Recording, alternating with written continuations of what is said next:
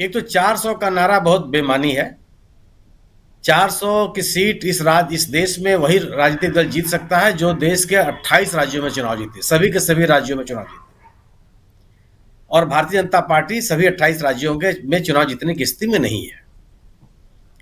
तो ये संभव नहीं। 400 का नारा और इस तरह का नारा केवल एक मनोवैज्ञानिक दबाव है, एक मनोवैज्ञानिक माहौल बनाने की अपने समर्थकों के बीच में एक कोशिश है। ये जो भी राजनीति को समझता है उसको पता है, ये तो कोई मतलब नहीं है उसका। ये जो किसानों का आंदोलन है, किसानों का आंदोलन के साथ जो सरकार कर रही है, इसकी बड़ी राजनीतिक कीमत उसको चुकानी पड़ेगी। ऐसा नहीं है कि ये किसान आंदोलन केवल भारत में हो रहे हैं, एक से एक संपन्न देशों में हो रहे हैं किसानों के आंदोलन, और किसान आंदोलन करते रहते हैं। चाहे जर्मनी हो, चाहे फ्रांस हो, चाहे इटली हो, स्पेन हो, तमाम हंगरी हो, तमाम राज्यों में देशों में आंदोलन चल रहे हैं। लेकिन किसी भी देश में यह सरकारों का यह रवैया नहीं है। सरकारें इन किसानों को आंदोलन करने देती हैं, उनकी बातों को सुनती हैं, उनके अनुसार निर्णय लेती हैं। अब जर्मनी में जो किसान हैं उनको एग्रो डीजल बेचा जाता है, मतलब डीजल का कृषि के लिए डीजल दी जाती है, उसमें सब्सिडी बकायदा दी जाती है जी। उस सब्सिडी को जर्मनी की सरकार ने घटा दिया, किसान उत्तेजित हो गए और बर्लिन में प्रदर्शन किया, देश के कई इलाकों में प्रदर्शन किया। लेकिन ऐसा तो नहीं हुआ कि वहां सड़कें रोक दी गई, कील कांटे बिछा दिए गए, उनके ऊपर आंसू गैस छोड़े जाने लगे, पुलिस का इस कदर से आक्रामक रवैया हुआ। और उस किसान आंदोलन का परिणाम हुआ कि सरकार ने जो सब्सिडी देती थी, जो घटाई थी, उसको उन्होंने बहाल कर दिया। चाहे बीजों पे सब्सिडी कम होना हो, खाद हो, डीजल हो, कीटनाशक दवाएं हो, कृषि उपकरण हो, जिसमें भी अगर सरकार ने कभी टैक्स बढ़ाया या सब्सिडी कम करने की कोशिश की, किसानों ने प्रदर्शन किया। और ये किसानों का अधिकार है, किसी भी लोकतांत्रिक देश में अधिकार है, कैसे रोक सकते हैं आप? और इन किसानों ने कोई अचानक तो आंदोलन शुरू किया नहीं। किसान मजदूर मोर्चा ने 45 दिन पहले इसकी चेतावनी दी थी कि साहब हम 13 तारीख को जाएंगे, दिल्ली रवाना होंगे। क्या 45 दिन आपके पास कम थे? इन 12 मांगों में से कई मांगे, 10 से अधिक मांगे ऐसी हैं जिनका आश्वासन केंद्र सरकार ने 2021 के आंदोलन के समापन होते समय दिया था। इस पर तो बात होने की स्थिति नहीं बनती थी, ये पहले सरकार उसका समाधान कर देती। अगर पिछले किसान आंदोलन के दौरान जो एफआईआर दर्ज किए गए थे, उन मुकदमों को वापस लेने का आश्वासन सरकार ने दिया था। ये तो 3 साल इंतजार करने की आवश्यकता है कि 21 में जो आंदोलन खत्म हुआ, 24 में आकर के हम अभी उसकी डिमांड हो रही है कि हम इस आंदोलन जो मुकदमा दर्ज किए थे उसको वापस लिया जाए। सरकार ने आश्वासन दिया था कि बिजली अधिनियम में वो विचार करेगी। सरकार ने आश्वासन दिया था कि जो किसान शहीद हुए हैं उनको आर्थिक सहायता देने पर विचार करेगी। एमएसपी पर आपने अपने घोषणा पत्र में 2014 में कहा था। ऐसा नहीं है कि ये कोई आज की मांग है, आपने आश्वासन पहले भी देश को दिया था। और क्यों नहीं करेंगे आप? क्या अपनी उपज का बेहतर मांग करना ये कौन सा अन्याय है? क्या फैक्ट्री में बनी हुई वस्तुओं की कीमतें निर्धारित हो सकती हैं और खेत में उपजे हुए अनाज की कीमतें निर्धारित हो सकती है? जी क्यों नहीं हो सकती? जो पूरी तरह से प्रकृति के ऊपर निर्भर है, जो कुछ भी किसान केवल अपने मेहनत के अलावा कुछ भी सुनिश्चित नहीं कर सकता। और अगर आपको कह रहा है कि हमारे, और ये तो कह नहीं रहा है कि हमारी उपज जो आप उसकी कीमत तय कीजिए, उसको खरीदिए भी। क्यों लेकर रहा है कि मंडी में यह निश्चित कर दिया जाए कि मंडी में इससे कम कीमत पे कोई खरीद नहीं होगी। उन जो 22, 23, 24 फसलें हैं सबके बारे में यह कैसे असंगत है? सरकार जमीन की खरीद बिक्री में क्या वो सर्किल रेट नहीं तय करती है? उसको बढ़ाती घटाती नहीं है? क्यों आपने उसको बाजार के भरोसे क्यों नहीं छोड़ दिया? आज क्या किसी भी देश के किसी कोने में मनमाने दाम पर जमीन खरीद सकते हैं? या क्या न्यूनतम दर तो निर्धारित करती नहीं करती सरकार? अब एक किसानों का मामला है और आप आंकड़े एक तरह से मिस इन्फॉर्मेशन फैलाने की बात की जा रही है। आज आप भी आप एमएसपी देते हैं, उस एमएसपी पर कितने प्रतिशत उत्पादन का कितने प्रतिशत खरीद होती है? मुश्किल से 6 से 7%। 100% तो खरीद होती नहीं। 100% किसान बेच भी नहीं सकता। जो वो पैदा करता है उसको अपनी उपज के लिए, अपने कंजम्पशन के लिए भी चाहिए, अपने उपभोग के लिए चाहिए। और उस उत्पादन का वह अपने आपस में एक्सचेंज करता है। वो किसी से दाल लेता है तो धान देता है, गेहूं लेता है तो सरसों देता है, आपस में एक्सचेंज करते हैं किसानों। अपनी उपज का कम से कम 25% से अधिक कंजम्पशन सीधे सीधे किसान अपने लिए करता है। 30% से अधिक अपने लिए करता, वो खरीद होती नहीं है। यह तो केवल बात की जा रही है कि जो कोई भी खरीदे, निजी क्षेत्र का व्यक्ति कोई खरीदे, कोई साहूकार खरीदे, कोई व्यक्ति खरीदे, उसके लिए न्यूनतम इतने कितनी कीमत होनी चाहिए। और ये जो विभिन्न अर्थशास्त्रियों का ये तो कहना है कि अगर आपने एमएसपी तय कर दी तो विभिन्न जिंसों की कीमत में 20 से 25% की कीमत बढ़ जाएगी। करेक्ट, बिल्कुल स्वीकार कर लेते हैं इसको। अगर जो जो सरसों का तेल आज 200 रुपए में बिक रहा है, अगर 225 रुपए में बिकने लगेगा तो आसमान नीचे गिर पड़ेगा।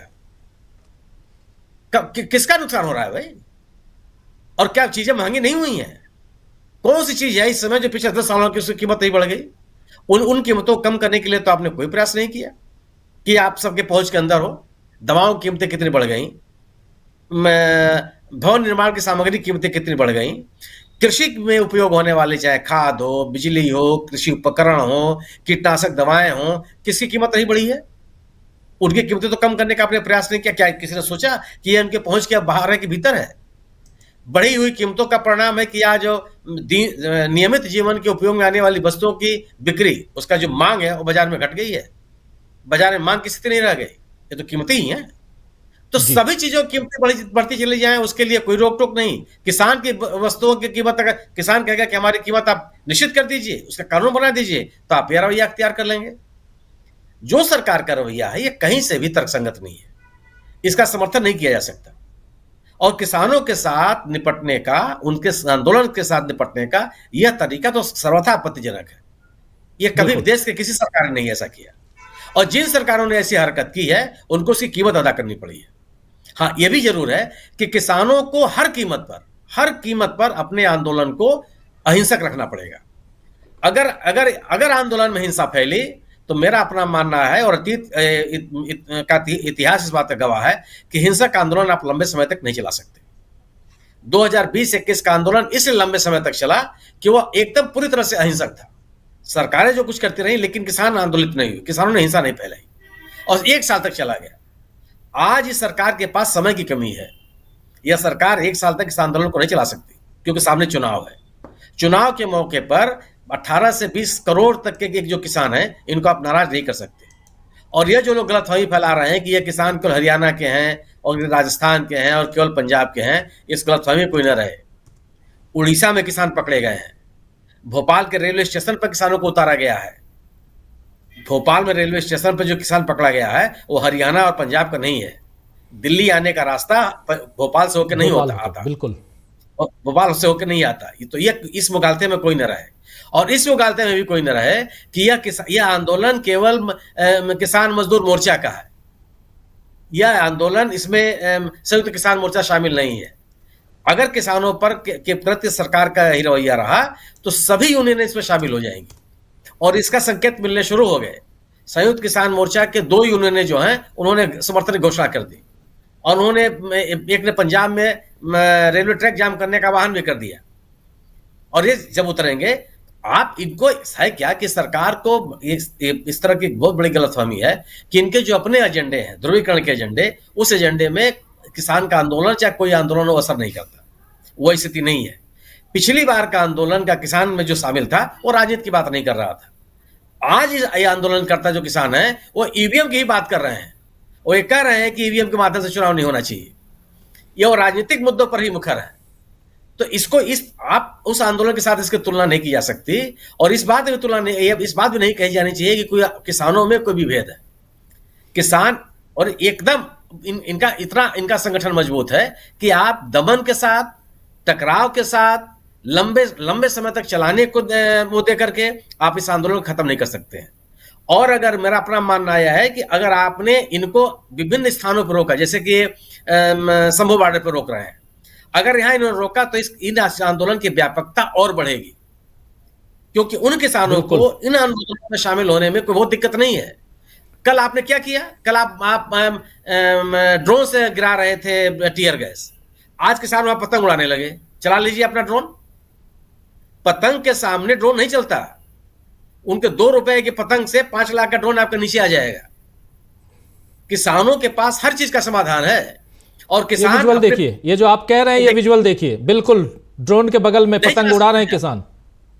ये देखिए, ये स्थिति हो जाएगी, चला नहीं सकते हैं आप।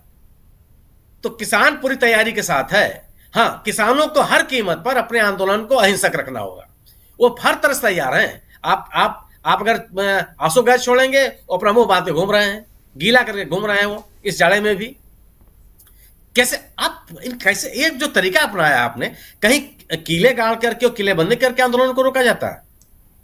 ये किसी लोकतांत्रिक देश में होता है क्या? ये अति विश्वास में डूबी हुई सरकार के लिए बड़ी चुनौती है, और बेहतर यह होगा कि इन किसानों के साथ संवाद कायम करें और इसका समाधान खोजें। अगर इसका समाधान नहीं खोजा गया तो मेरा अपना मानना यह है कि इस तरह की ये व्यवस्था होती है कि किसानों को आप जाने नहीं देंगे, और देखिए और किसान चुप हो जाएगा वहां। ये देखिए सुनील जी, ये देखिए जी, क्या परिस्थिति बना है। ये हद है। दुनिया के पैमाने पर अगर ये दृश्य जाएंगे और आप सोचते हैं कि आप इंटरनेट रोक देंगे तो लोग जान नहीं पाएंगे कि क्या हो रहा है कहीं पर। तो बड़ी एक ऐसी स्थिति है, ये सरकार के सामने गंभीर राजनीतिक चुनौती है। और मेरा अपना मानना है कि ये ऐसे किसान हैं जो बड़े प्रतिबद्ध, किसानों के आंदोलनों को आप दबा नहीं सकते हैं, समाधान ही कर सकते हैं। समाधान करके ही इन किसानों को आप इनके घर वापस भेज सकते हैं एक आश्वासन के साथ। और यह सरकार इस समय अपने किए गए वादों को पूरा करने में विफल रही है। कोई नई मांग नहीं है इसमें। एमएसपी की बात अब पिछली बार जब आंदोलन खत्म हुआ था 2021 में, तभी सरकार ने कहा था कि हम विमर्श करेंगे। आपने एक कमेटी बनाई, 25-30 बैठकें हुई, क्या हुआ उसका? अब तक क्यों नहीं समाधान निकला? और यह कहा जाना कि जब चुनाव के मौके पर ये किसान आंदोलन किसी साजिश का परिणाम है। अरे चुनाव के मौके पर भारत रत्न देना राजनीति नहीं है। वो स्वीकार किया जाएगा, आंदोलन स्वीकार नहीं किया जाएगा। कौन सी बात आप समझाना चाहते हैं जो जिस देश की जनता स्वीकार कर लेगी? और आप बदनाम नहीं कर सकते, ये किसान ही के लोग हैं, इनके परिवार से निकले हुए लोग विभिन्न क्षेत्रों में काम कर रहे हैं। दिल्ली, अगर पिछली बार भी तो यही आपने किया था कि दिल्ली में कौन किसान घुस